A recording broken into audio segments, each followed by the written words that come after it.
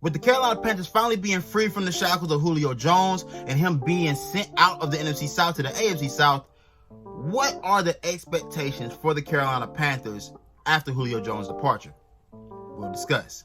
You're listening to Money in the Bank. And the simplest way for me to say this, and probably cut this video within 5 minutes to probably 30 seconds, nothing changes for the Carolina Panthers. And the reason I'm saying this is because of this. You still have issues that are much bigger than what anybody else is doing in the NFC South. Tampa Bay still Tampa Bay. Atlanta, while they don't have Julio Jones anymore, Calvin Ridley is still a very capable number one wide receiver. And Kyle Pitts is going to pose some problems for you really in the near future.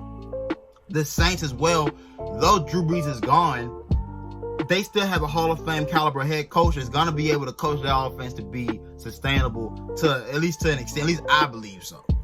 For Carolina, the best thing you can do is worry not about what's going on the outside, but strictly what's going on in this locker room. A lot of question marks that we have that have to get answered on the field. I don't think anything that's being done outside of our locker room is going to change whether we are better as play callers, better at executing everything. I mean, look, we have a lot of things we have to fix. We're still a very young football team. We're still, I won't say a ways away, because the NFL does go because transitioning in the NFL goes very quick. I don't think we're that far away. I do think we're probably another year away from being truly a force in the NFC South. But things could change. What I will say is that the Panthers did seem to prep for a NFC South that was going to be loaded with a bunch of Hall of Fame talent. You drafted J.C. Horn, probably in mind thinking that we're going to have to figure out how to stop the best receivers in our division. There's still, at the time, there was Julio Jones, Mike Evans, and Michael Thomas. Now there's Calvin Ridley, Mike Evans, and Michael Thomas that you still have to worry about. So this is a division full of great receiver talent, big physical receivers. That's why you went out and got J.C. Horn. He matches up well with all of those guys. Speed, size, physicality, he checks every box that you want to check when you're facing the guys like this. He's going to give those guys problems at some point in the future. Maybe not this year. He's a very competitive young guy. He's going to be fiery. He's going to be motivated to go at the best guys. He carries that bravado and confidence to play against the best guys. And I think that's what the draft pick was for. We knew we had to get better on the defensive end if we were ever going to make a real push towards being a championship caliber team. Now, we flip it over to the offense.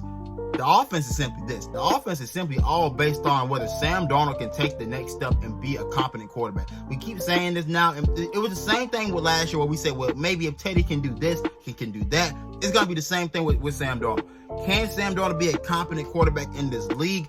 That's still to be seen. The talent level is there. I do think with Christian McCaffrey being back and hopefully being healthy for a full season, that can change life for Sam Darnold. He's never worked with weapons like this. Robbie Anderson, DJ Moore, those two guys alone right there. I think what those guys do well, which is get vertical and a great after the catch.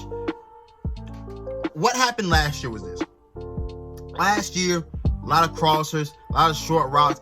You were really asking a lot of the receivers to, hey, take this 5-yard route and bust it into something, a 20, 30-yard game. And it happened a lot of times for us. It did. DJ Moore, Curtis Samuel, Robbie Anderson were all great after the catch. If this offense wants to take the next step and be a truly dominant offense, because I don't think Joe Brady's a bad play caller. I think Joe Brady was a young play caller last year that made a lot of mistakes in crucial spots. And I think being held back by a quarterback that wasn't as physically capable definitely hindered some of his development. Oh, well, maybe not his development, but it kind of hindered where he would go with certain play calls. You know, he kind of felt like in certain areas certain things just didn't make sense. It's just to put it nice. But with not having a quarterback that is more physically capable, that has all the physical tools to get things done, now can you coach him up mentally? Can his mental start to match his physical skill? And if that's the case, and can that happen in one season? I don't know. I do expect good things from Sam Darnold. If I had to predict a year for Sam Darnold, I'd say around 3,800 yards. So I think he's gonna sling it around the rock, maybe a little more. I'll give him 400. I'll give him 4,000. I'm sorry. I'll give him 4,000 yards and about 25 touchdowns, 10 interceptions. That would be where I'd hover him around. things haven't changed that much for Carolina outside of what's going on in the NFC South. We still have a lot of question marks we have to answer, and that's essentially the entire point of this video. Nothing is going to change for us until we start to get better. And this team is still, I hate to tamper everybody's expectations, this team is probably still a year away. But if they were a sleeper, I wouldn't be that surprised. But you've been listening to Money in the Bank. I know I've been gone for quite some time. Me and the guys, we had to rejuvenate, get things back juiced up, and get things back going. But now we're back and locked and loaded and ready to go. We're ready to get to the preseason so y'all guys can get the full effect of what the Panthers Nation podcast can bring to you. This is the P1 Air Network. I'm your host, Shontis Stewart, and